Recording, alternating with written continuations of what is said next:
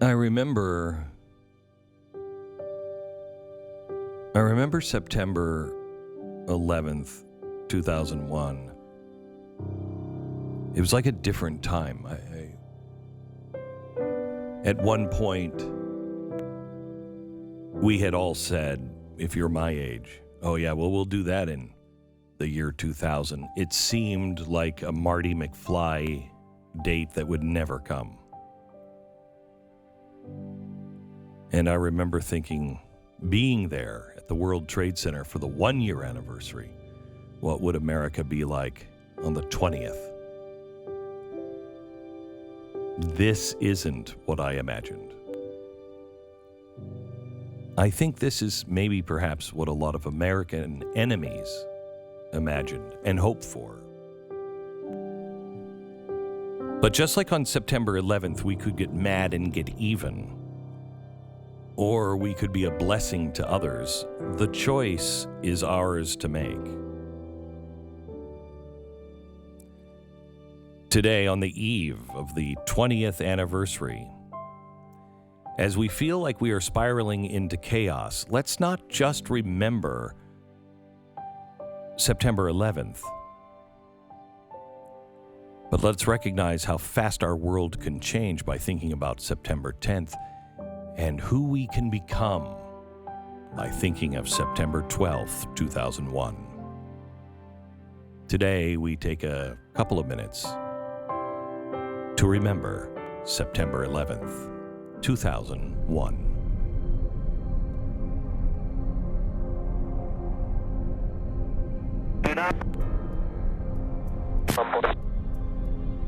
Mama. Negative. Hi, as a captain, I would like to order the remain seated. We have one aboard and we are going to back to the airport and we have our demand, so please remain quiet. Say again. Executive 956, did you understand that transmission? Yeah, that transmission he said was unreasonable. It sounded like someone said they have a bomb on board. Sir, did you hear the transmission was the airplane that said he had a bomb on board? Affirmative, he said there was a bomb on board. That's what we thought. We just we didn't get it clear. That aircraft you can't get a hold of, is he turned to the east now? He's just turned to the east also. Okay, 956, we had a visual on him, just stand by. Do you have a visual on him now? We did, but we lost him in the turn. If you can make a turn back to a 220 heading, let me know if you can see him. They were making a turn at 956. Negative, we're 30 northwest of here. We're looking now. Okay, American 10-6 and Executive 956, we just lost the target on that aircraft. Man, Z100 852. Something weird is going on. Yeah. The World Trade Center is on fire. Oh my Seriously, goodness. The top of the building. We're trying to get information. Top level of one of the News to unfold from New York City. A plane crashed. Just. My sister's in that building. Okay. And I hope she's okay, and I gotta run to New York. Oh my God, it's complete pandemonium. All right, first of all, calm down. There's raining papers and ashes. And 105 wants to 1025.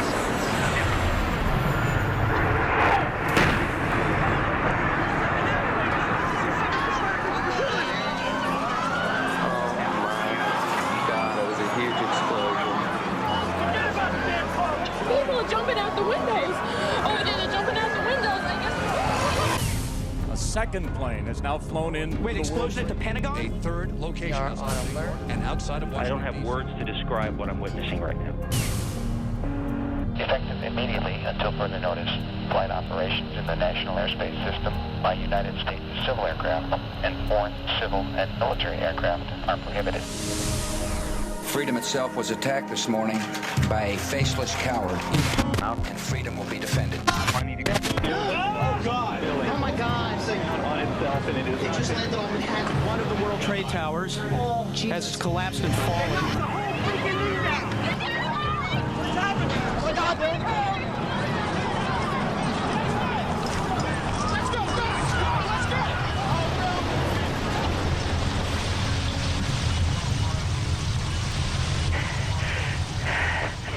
I've never seen anything like this.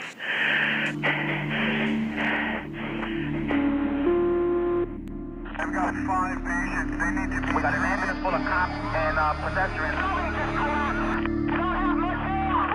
Another tower that just came down 1013. All the cops away from the building. You got a female officer down. Female officer, where are you now, King? Where are you, King? Where are you? We're not going to be stopped. We're not going to be deterred. We're not going to stay at home. We're not going to be frightened. We're going to live our lives as Americans.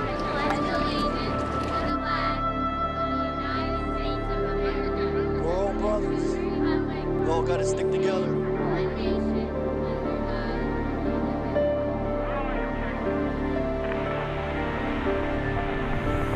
My God, look at the skyline without the towers. It is Tuesday, September 11th, 2001. This is Glenn Beck. Dateline, New York. In one of the most audacious attacks ever, terrorists hijacked 2 airliners, crashed them into the World Trade Center in a coordinated series of blows today that brought down the twin 110-story towers. Thousands may be dead. 58,000 people work at the World Trade Center. Sean, it's me. I just wanted to let you know I love you, and I'm stuck in this building. I'm waiting at the building where Mom went off. We don't know, but there's lots of smoke, and we just wanted you to know that I love you always. One plane, United Flight 93, crashed north of Somerset County Airport, a small airport 80 miles southeast of Pittsburgh. United said that flight, Boeing 757, left Newark at 8:01, headed for San Francisco with 38 passengers. Because another day will prevail. We will not turn. It is as old as the scriptures. We will not falter. And is as clear. And we will not fail. As the American Constitution. That is the news of this day, September 11th, 2001. Is that United 93? Is that United 93 calling? United 93, United 93. United 93. Is that United 93?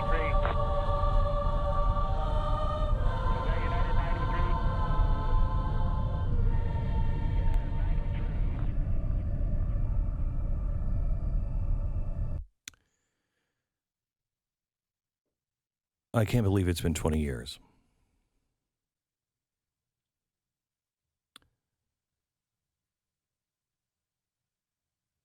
My wife and I went together just a couple of days after the World Trade Center. It was still on fire, still smoldering.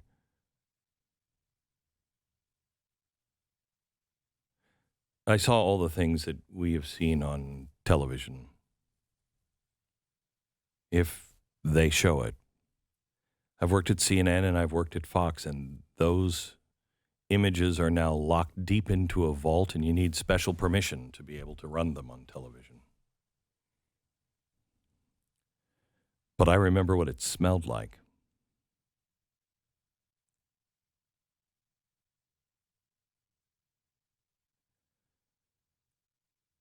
I remember seeing the firefighters and the workers of the rubble coming out past the smoke, and their faces covered in dirt and soot. It was still a time when we thought maybe we'd find some survivors.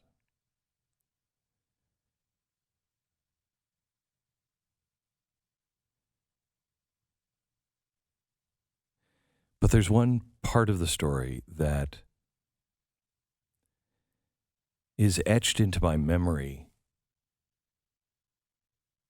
that I realize now is the important part of the story. What we're seeing happening with our police officers and firefighters and everything else is a direct response. It's a pendulum swing. We gave our police officers too much credit. Every police officer was the Lone Ranger. And now we have seen the pendulum come to the exact opposite side. Every police officer is a villain. Neither of those are true. Because every American isn't a hero, and every American isn't a villain. We're a mix of all of it. But it's times like that time then and this time now where people are given the opportunity to be who they could be. Life doesn't give us these opportunities. We've had several of them now in my lifetime, where you have an opportunity to reassess your life and go, wait, who have I become? Have I turned into that guy that when I was young said I would never be like? Am I so jaded? Am I so just convinced that nothing will ever change, that I don't strive for it anymore? Am I just too tired and I've sold out all the things that I've believed in when I was young in life?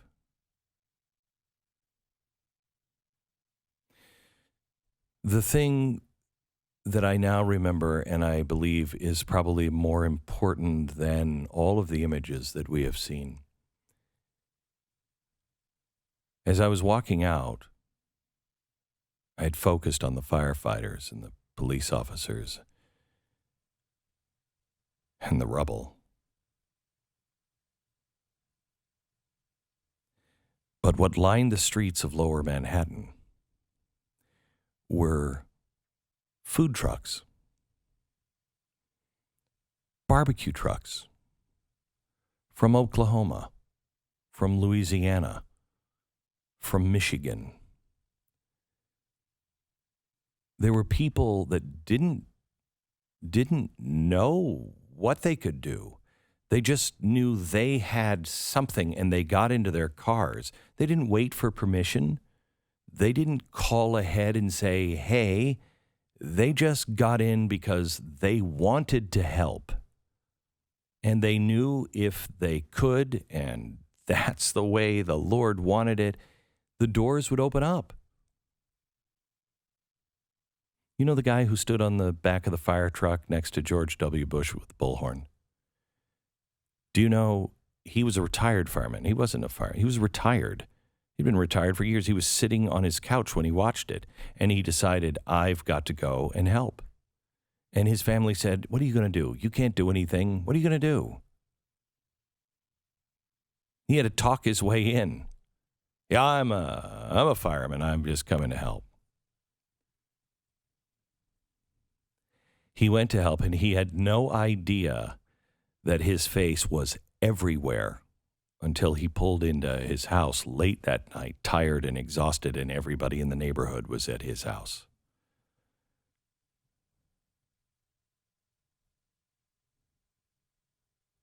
I think our government is counting America out. I think it is the most uninspiring time in American history. I really, truly believe we have the anti-JFK in office. He's not asking what we can do for our country. They're not asking what we can do for our fellow man. They're asking nothing of us. So may I ask, if they're not asking, will you rededicate yourself to step to the plate?